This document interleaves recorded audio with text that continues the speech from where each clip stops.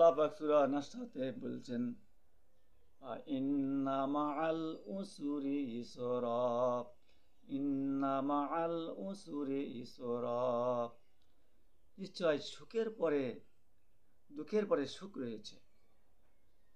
নিশ্চয় মুশকিলের পরে আসানি রয়েছে।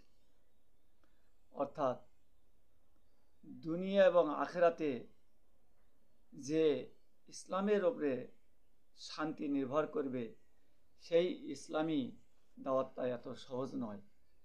এটা একটা কঠিন বিষয়। সুতরাং এই কঠিনের পরই সুখ আছে। দুনিয়াতে সুখের জায়গা নয়, কষ্টের জায়গা। এই কষ্টের মাধ্যমেই আখেরাতে সুখ পাওয়া যাবে, শান্তি খুঁজে পাওয়া যাবে।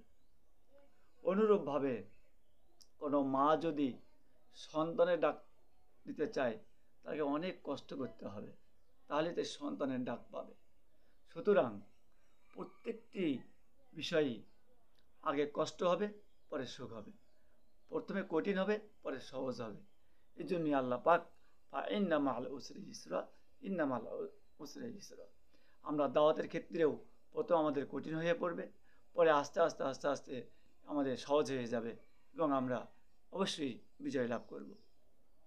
দেখছেন না মক্কা বিজয় কিভাবে হয়েছে? তো এই কথাগুলো আমাদেরকে ইসলামী আন্দোলনের কর্মীরা, ভাইয়েরা, এগুলা মূল্যায়ন করার প্রয়োজন, দেখার দরকার, এটা জানার দরকার। ইনশাল্লাহ এগুলো আমরা দেখব।